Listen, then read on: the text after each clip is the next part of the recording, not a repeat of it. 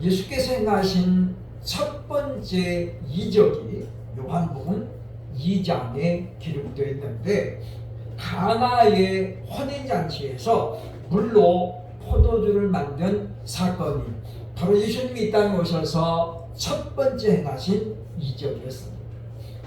인생사에 중요한 일들이 많이 있지만 그 중에서도 가장 기쁘고 축하받아야 될 날이 바로 혼인잔치입니다. 그래서 예수님께서도 많은 일들 중에 혼인잔치에 참여하셨고, 그 기쁨과 즐거움이 사라지기를 막으려고 예수님 말씀하셨잖아요. 여자여, 아직은 내 때가 이르지 아니하였나이다. 공식적으로 활동할 때가 아직 안 되었다고 예수님이 스스로 말씀하셨지만 그 혼인잔치의 흥이 깨질까봐, 왜냐하면 혼인잔치가 계속되고 있는 도중에 포도주가 떨어졌거든요. 그러니 잔치가 어떻게 되겠습니까? 그래서 예수님은 자신의 때가 이르지 않았음에도 불구하고 바로 물로 포도주를 만드는 이적을 나타냈음을 요한복음 2장은 우리에게 소개하고 있다는 것입니다. 혼인이 얼마나 중요한지는 두말하면 잔소리가 되죠. 아브라함은 그 아들 이삭의 아내를 맞이하기 위해서 가나안에서 메소포타미아까지 500km가 넘는 거리에 사람을 보내서 바로 이삭의 아내를 구해오라고 합니다. 가나안에도 여자들이 얼마나 많겠습니까? 남자 반, 여자 반인데 왜 아브라함은 그렇게 멀리까지 자신의 며느리를 구하라고 했을까요? 그런가 하면 이삭 역시 마찬가지입니다. 이삭의 아내 리브가는 야곱의 아내를 얻기 위해서 똑같이 바로 고향 메소포타미아로 야곱을 보내서 직접 아내를 구하게 했다라고 하는 것입니다. 그 이유는 똑같습니다. 믿음의 고향에서, 즉 믿음의 사람들을 아내로 선택해야 되기 때문이라고 하는 것입니다. 창세기 6장에 보면 하나님께서 물로 세상을 심판하기로 작정했던 원인이 뭐냐? 하나님의 아들들이 사람의 딸들의 아름다움을 보고 그들을 아내로 맞이했기 때문이다 라고 이야기합니다. 즉 신앙의 변질은 굉장히 빠르게 진행이 된다는 것이죠. 그래서 우리는 이 혼인이 얼마나 중요한가를 다시 한번 생각하게 된다는 것입니다. 6월절 어린 양으로 이 땅에 오신 예수님은 바로 십자가에서 단번에 화목제를 되셔서 우리를 위하여 죽으심으로, 그러므로 이제 다시 오실 것을 약속하고 있는데, 교회는 다시 오실 신랑이신 예수님을 기다리는 신부로 그렇게 지금 소개가 되고 있는 것을 볼 수가 있습니다. 요한계시록 나오는 8가지 복 있는 사람 중에서 오늘 6번째로 볼 것은 바로 혼인잔치에, 어린 양의 혼인잔치에 청함을 받은 자들이 복이 있다라는 말입니다.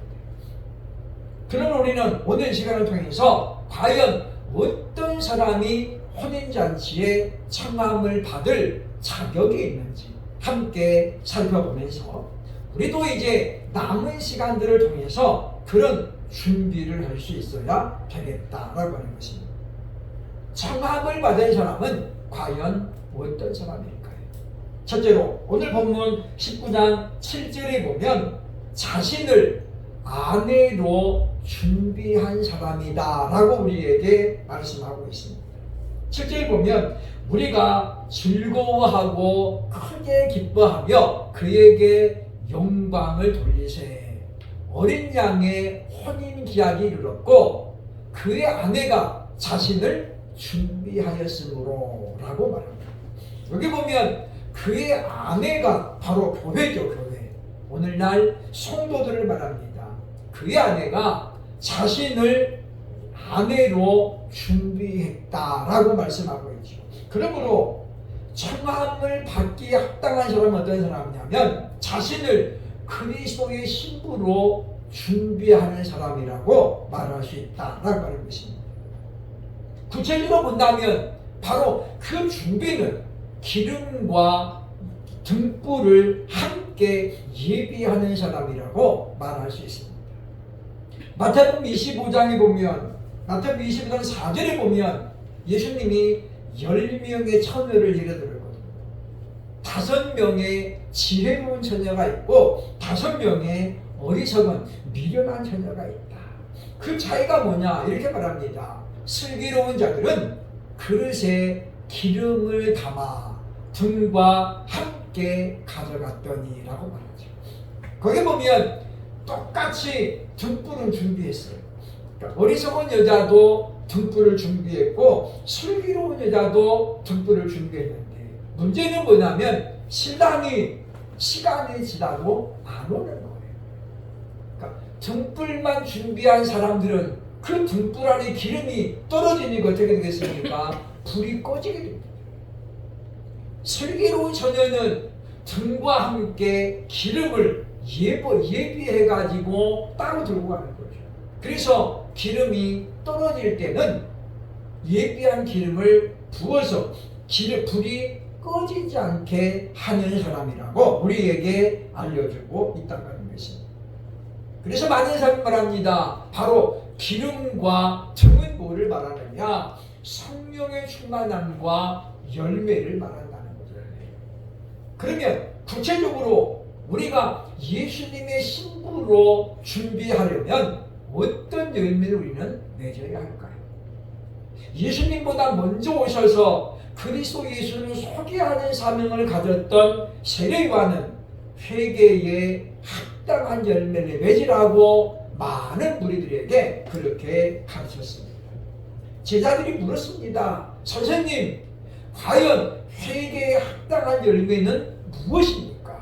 구체적으로 좀 알려달라고. 그래서 세례요한이 누가복음 13장 11절로 14절에 회개의 열매를 3가지로 이야기하는 거예요. 첫째는 무엇입니까? 첫째는 바로 보면 이제 옷이 있거나 먹을 것이 있는 자는 나눠주라는 거예요. 그러니까 나보다 더 연약한 존재들, 나보다 더 가난한 사람들에게 내가 가지고 있는 것을 나눠주는 게 바로 회개에 합당한 열매다라고 말하는 거죠. 두 번째는 세리들에게 말합니다. 너희는 부과된 그 금액만큼만 거둬들이라는 거예요. 너희의 욕심을 차리기 위해서 많은 세금을 거두지 말라는 거죠. 그리고 당시 가장 큰 권력을 가졌던 군인들에게는 여러 가지를 이야기합니다. 사람에게 강탈하지 말고 거짓으로 고발하지 말며 받은 급료를 족할 줄 알아야 됩니다. 그러니까 요한은 당시 가장 큰 권력을 가졌던 사람들에게는 열매를 더 많이 요구했다는 거예요. 그것은 오늘날도 마찬가지입니다. 많이 가진 사람에게는 하나님이 더욱더 거룩할 것을 요구하고 있기 때문이라고 하는 것입니다. 그런가 하면 사도 바울은 이제는 회개에 합당한 열매를 맺은 것이 끝나는 것이 아니라 하나님의 자녀라면 빛의 열매를 맺으라고 우리에게 요구합니다. 즉 회개에 합당한 열매가 이제 예수님을 막 영접하고 맺어야 될 열매라면 빛의 열매는 성숙한 그리스도인임을 나타내는 열매라고 볼 수 있는데 에베소서 5장 8절로 9절에 빛의 열매를 뭐라고 말하냐면 빛의 열매는 모든 착함과 의로움과 진실함이다 라고 이야기합니다. 예수 믿는 사람들이 왜 악한 일을 하면 안 됩니까? 그 착한 일을 하는 것이 바로 빛의 열매이기 때문이고, 또 우리는 불의한 자들과 함께 어울리면 안 되는 거죠. 왜냐? 의로운 것이 바로 빛의 열매이기 때문입니다. 그리고 우리가 예수 믿는 사람들은 항상 정직해야 된다는 거죠. 부끄러운 일을 당해서도 우리가 그것을 인정하고, 그래서 이와 같이 진실한 사람이 될 때에 그것을 바울은 빛의 열매라고 우리에게 말하고 있다고 하는 것입니다. 그러므로 복된 성도는 이와 같은 열매를 주기 위해서 자신이 그리스도의 신부로 자격이 있는 것임을 나타내는 사람이라고 볼 수 있다고 하는 것입니다. 그러므로 저와 여러분이 이와 같이 풍성한 열매를 막 맺고, 그리고 다시 오실 예수님을 기다릴 수 있기를 주의 이름으로 축원합니다. 아멘. 둘째로, 이 성함을 받은 사람들은 과연 어떤 사람이냐면, 오늘 8절에 보니까 신랑이신 예수님을 닮아가는 사람이라고 분명히 말씀해주고 있습니다. 8절에 보면 그에게 빛나고 깨끗한 세마포 옷을 입도록 허락하셨으니 이 세마포 옷은 성도들의 옳은 행실이로다 하더라. 그러니까 빛나고 깨끗한 옷은 우리가 말하는 의복이 아니에요. 가가지고 올림픽에 나가서 딱 금메달리스트가 만든 그 옷을 입으라는 게 아니에요. 뭐 유명한 한복 디자인 만든 그런 옷을 입으라는 게 아닙니다. 바로 이 옷은 뭡니까? 성도들의 옳은 행실이다라고 말하죠. 그러니까 이 말이 무슨 말이냐면, 그리스도의 신부는 온전히 예수님을 닮아가는 사람이라고 오늘 성경은 우리에게 알려주고 있다고 하는 것입니다. 다시 말하면 거룩한 신부는 신부 단장을 하는 사람, 단장. 아무런 준비 없이 혼인을 기다리는 사람은 정신이 없는 사람이죠. 준비할 게 얼마나 많습니까? 근데 그 중에 가장 중요한 것이 뭐냐면 신부 단장, 신부 단장. 불필요한 오해들도 다 불식시켜야 돼요. 그것이 바로 오늘 본문에서 말하고 있는 예수님을 닮은 사람이라고 볼 수 있습니다.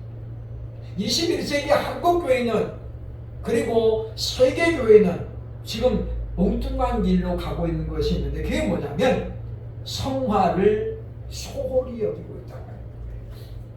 거룩하게 살아가는 것을 그리스도인의 열매로 봐야 되는데, 오늘날 많은 사람들이 성화를 그냥 귀하게 여기지 않습니다. 몇 년 전에 대교회 목사님 한 분이 설교 시간에 술 한 잔 먹어도 구원받는 데는 지장 없습니다 라는 말을 하는 바람에 많은 사람들이 거기에 위로를 받았어요. 아, 그렇구나. 술 조금 먹어도 천국 가는 데는 지장이 없구나. 거짓말 조금 해도, 사기 좀 쳐도, 좀 악한 일을 해도 그것이 구원받는데 지장은 없구나 라고 사람들이 저마다 자신에 맞게끔 지금 어떻게 지금 적용을 하는 거예요. 한 사람의 영향력이 얼마나 큰 것인가를 우리에게 보여주고 있는데, 왜 우리가 예수 믿는 목적이 단순히 천국 가는 것이라면 하나님은 왜 우리를 이렇게 일찍 불렀을까요? 우리 그냥 골고루 가서 한 일주일 남겨놓고 그때 예수 믿게 만들면 되잖아요. 그러면 천국 가거든요. 근데 예수님 왜 이렇게 우리를 일찍부터 예수 믿게 만들었을까요? 그 이유는 한 가지예요. 바로 그리스도 예수를 증거하라는 거죠.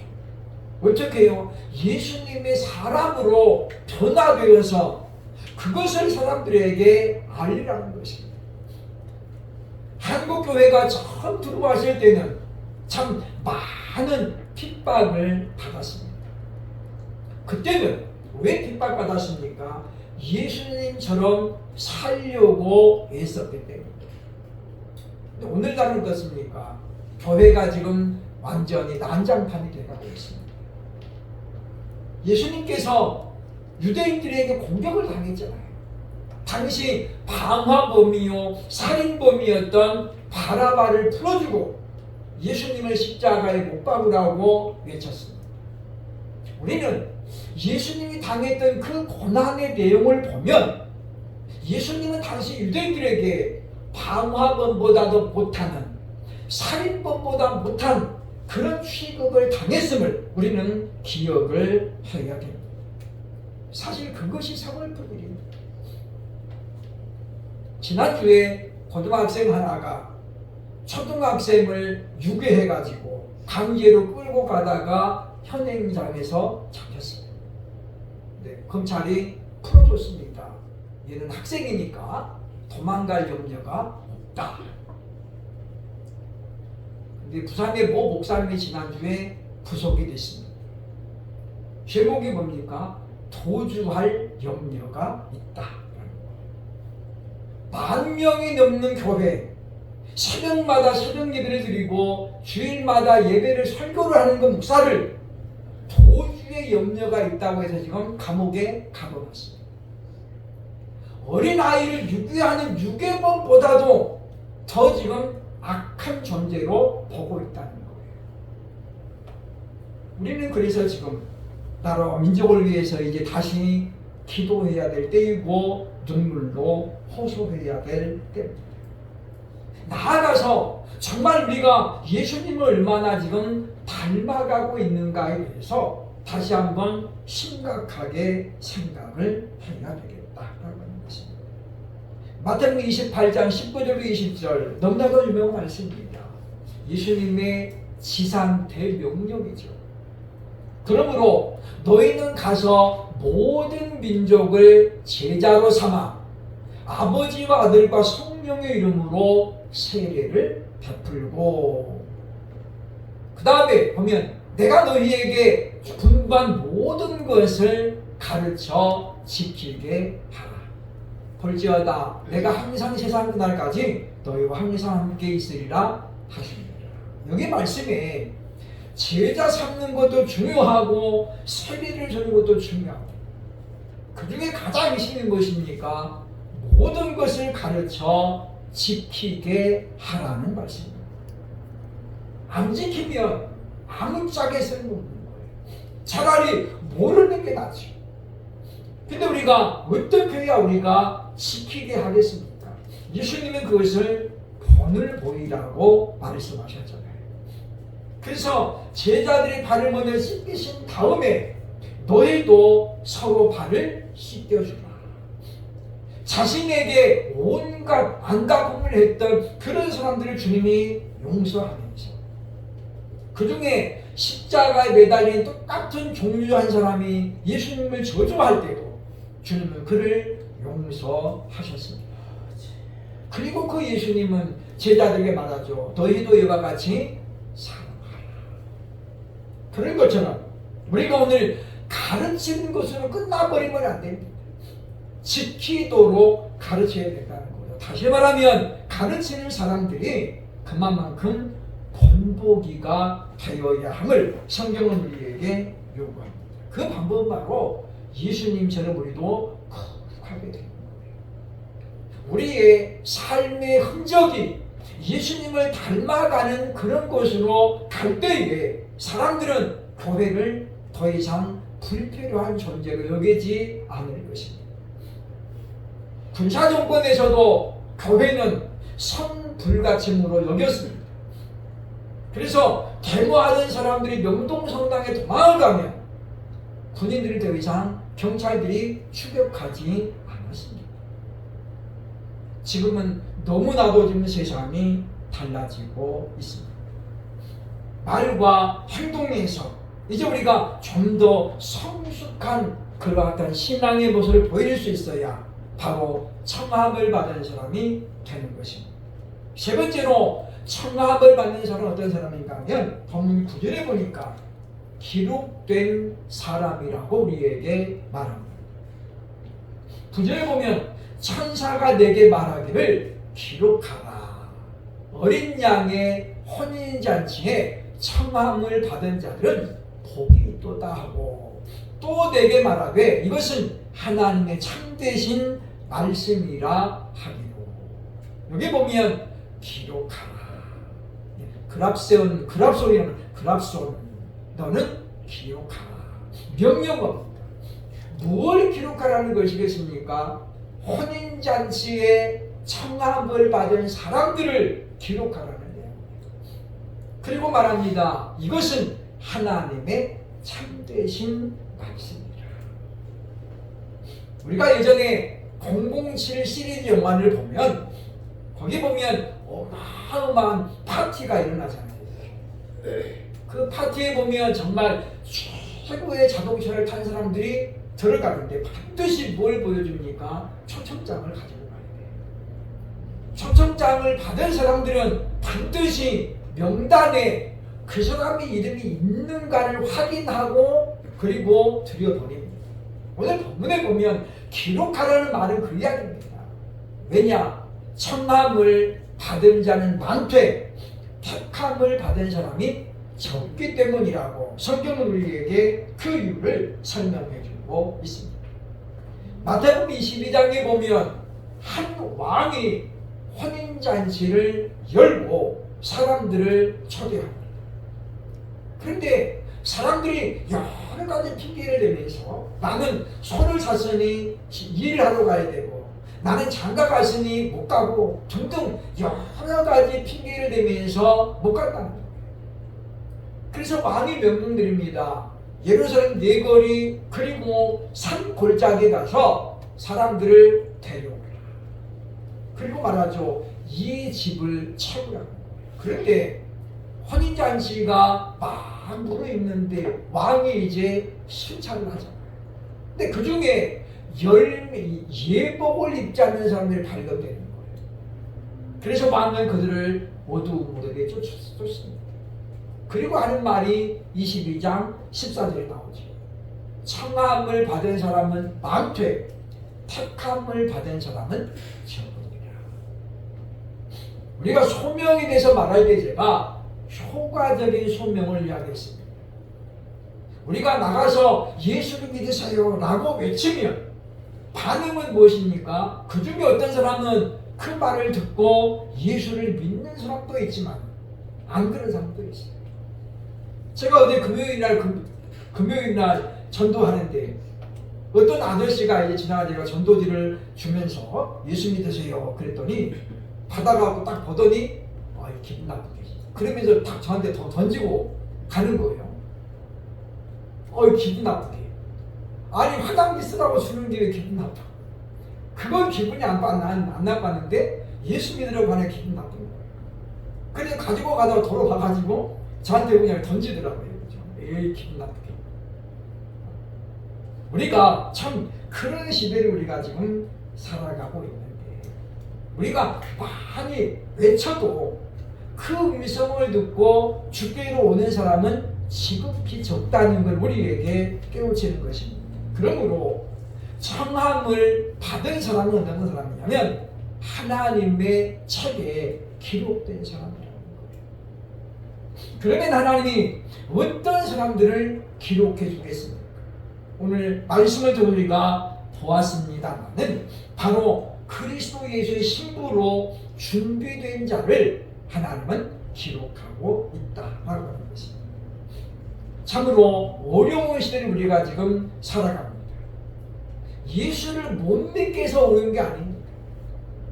과거에는 주일날 안 쉬는 직장들이 많았기 때문에 그때는 주일 성수가 매우 어려웠습니다. 제가 직장 다닐 때도 한 달에 2번 쉬었거든요. 둘째 주, 넷째 주는 쉬고 첫째 주, 셋째 주는 다 의무적으로 출근했습니다. 그때는 노조가 물론 생기기도 전이었고 아주 미세하게 노조가 생기기 시작할 때입니다. 그러니까 근로자들이 전혀 힘이 없어요. 오늘 처리합니다. 그러면 그냥 모든 사람들이 다 거기 따라가는 거예요. 거기서 안 돼요. 그런 걸 그만둬야 돼요. 그때는 하루만 결석하면 4일치 일당이 까졌어. 4일치. 왜냐? 주유소가 다 까지잖아요. 그때는 사측이 완전히 칼자를 쥐고 있기 때문에 그만둬. 그러면 그 다음날로 잘리는 거예요. 그래서 그때는 주일마다 교회 가는 것이 대단히 어려운 일이었습니다. 그래서 제가 다녔던 직장도 그때 구두 만드는 공장이었는데 거기 저 부장님이 주일날 교회 가야 되니까 토요일날 온라이트를 합시다. 그래서 그냥 토요일날 밤을 껐다 세우고 아침 7시까지 근무하고 그리고 이제 밥 먹고 교회 가는 거예요. 우리는 그렇게 주일 정수를 했습니다. 지금은 어떻습니까? 이제 지금은 뭐 금요일날 오후만 되면 거의 분위기가 공휴일입니다. 어제 제가 운동장 가서 현대백화점만 가봤습니다. 금요일날 오후에 사람들이 그야말로 바글바글한 거예요. 오늘 금요일인데 오늘 토요일이 아닌데 나가니까 사람들이 굉장히 많아요. 이미 금요일 오후부터 사실은 뭐예요? 지금 공휴일 분위기가 물씬 풍기고 그러다 보니 이제 보면 놀자판으로 그래서 주일 정수가 어려워지고 있고 그래서 예수 믿는 사람들이 거룩하지 못하기 때문에 지금 사람들이 교회를 우습게 알고 있는 거예요. 야, 니네가 믿는 하나님이 진짜 계시냐? 한번 나와보라 그래. 지금 그런 식이잖아요. 참 우리는 그러기 때문에 우리가 더욱더 이제 우리가 자신을 그리스도 신부로 준비해야 될 때라고 볼 수 있습니다. 오랜만에 많은 사람들이 여러분을 보고 야, 너 아직도 교회 다니냐? 라고 묻는다면 그나마 얼마나 다행이겠어요. 아직도 교회 다녀? 그 무슨 이야기입니까? 자기 주변에는 교회를 다니다가 지금 많은 사람들이 많다는 거예요. 그게 어디 나라냐면 우리나라 이야기입니다.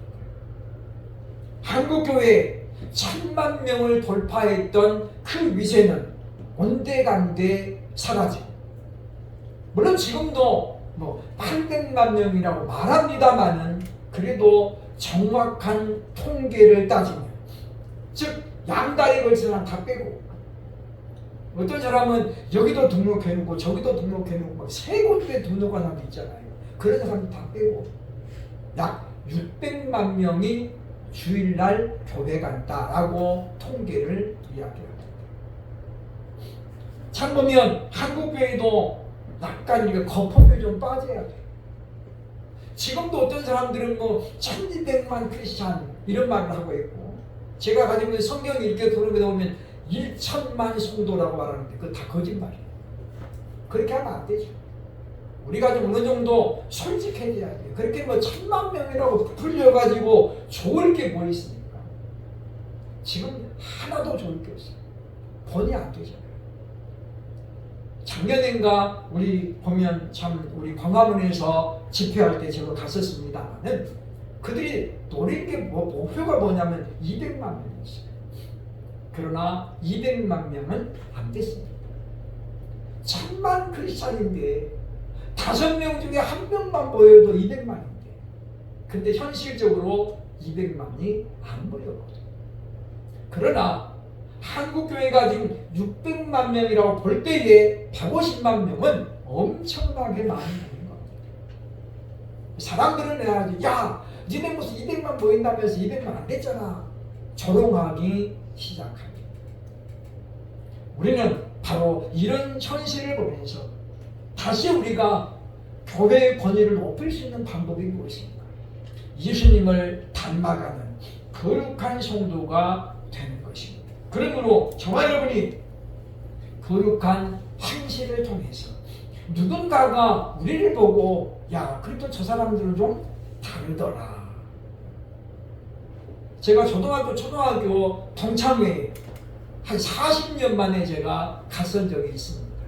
서초구에서 모여서 제가 그때 방배동에 살 때인데 바로 옆에니까 오랜만에 갔습니다. 토요일날 저녁에 중화요 집 하나를 빌려가지고 하고 있었는데 만나면 애들이 다 술 먹잖아요. 다 술 따라주는데 제 차례가 다 왔어요. 야, 나 목사야. 그랬더니 출자님에서 오던 친구가 아, 예, 맞아. 동열이 교회 목사야. 좀 주지 마. 딱 그러는 거예요. 근데 그 아이가 우리 초등학생 나이가 2살이 많은 형이에요. 2살이 많아. 그러니까 그 친구가 이야기하니까 아무도 저한테 술을 권하지 않았어요. 그러면서 그 아이가 그럽니다. 야, 동열이는 내가 알아봤어. 목사들 제가.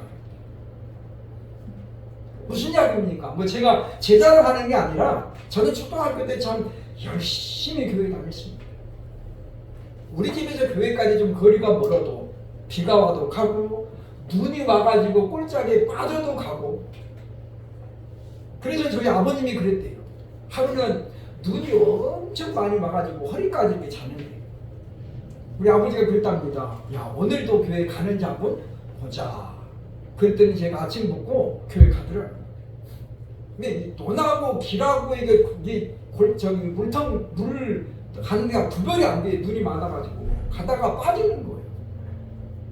그래도 가는 걸 보고 우리 아버지 그때부터 교회 가는 걸 잘 말리지 않았어요. 그리고 전도사님이 신방 오는 것도 반대하지 않았거든요. 우리는 다시 이제 우리의 모습을 돌아보면서 과연 나는 예수님의 신부로 지금 준비가 되고 있는가?